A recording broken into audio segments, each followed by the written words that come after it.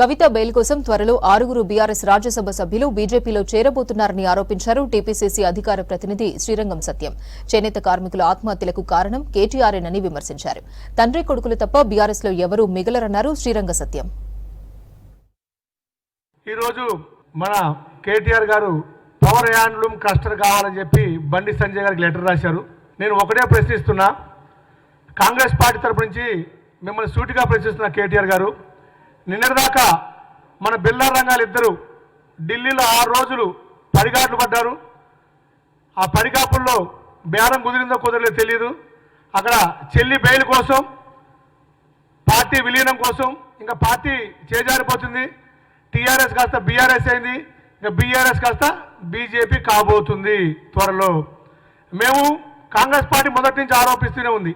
Congress party మా ప్రీత ముఖ్యమంత్రి PCC అధ్యక్షులు వారు మొదటి నుంచి చెప్తున్నారు, బీఆర్ఎస్ బీజేపీ ఒక్కటే. ఈ పార్లమెంట్ ఎన్నికల్లో మీరందరూ చూశారు, బీజేపీ బీఆర్ఎస్ కలిసి పనిచేశాయి. వాళ్ళకు వచ్చిన ఓట్ల శాతం బట్టే మనకు తెలిసిపోతుంది. దాదాపు 20% ఓట్లు డైరెక్ట్గా బీజేపీకి వేయించారు. ఈ కంప్లీట్ చేసి ఈ వర్క్ని 8 పార్లమెంట్ సీట్లు గెలిచినాక మీ రుణం తీర్చుకోవాలి, మీకు మాది ఎలా ప్రాబ్లం సాల్వ్ చేస్తారు అన్న బేరం కోసం బిల్లా రంగాలు ఇద్దరు ఢిల్లీ వెళ్ళారు. ఢిల్లీలో 6 రోజులు గడిపారు, ఎదురు చూశారు, ఎదురు చూపులు అయిపోయి విలీనానికి ఒప్పందం. ఇంకా వాళ్ళ దగ్గర ఏముందయ్యా అంటే, రాజ్యసభలో 4 రాజ్యసభ సభ్యులు ఉన్నారు. ఆ 4 రాజ్యసభ సభ్యుల్ని పార్టీలో జాయిన్ చేసి వాళ్ళ చెల్లి బెయిల్ కోసం చెల్లితో మంత్రాలు, కేంద్ర మంత్రులతో మంత్రాలు చేశారు. ఇవాళ ఢిల్లీ నుంచి హైదరాబాద్ వచ్చాడు. హైదరాబాద్ రాగానే మళ్ళీ గుర్తొచ్చింది. కేసీఆర్ గారు మీకు ఒకటి స్పష్టంగా చెప్తున్నాం, ఈరోజు సిరిసిల్లలో పవర్ క్లస్టర్ కావాలని మీరు లెటర్ రాయడం ఏంది? మీకు సిగ్గనిపించలేదా? 10 సంవత్సరాలు మీరు అధికారంలో ఉన్నారు. అక్కడ ఇప్పుడు 4 సార్లు ఎమ్మెల్యే గెలిచారు. 10 సంవత్సరాలు మీ నాన్న ముఖ్యమంత్రిగా ఉన్నారు. ఇన్ని రోజుల నుంచి మీరు ఎందుకు తీసుకురాలేకపోయారు?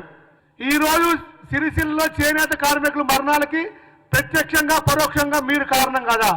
ఇంకా పైగా కాంగ్రెస్ పార్టీని అడుగుతున్నాడు, మా ముఖ్యమంత్రి గారిని అంటున్నాడు. ఏం చేస్తున్నారు?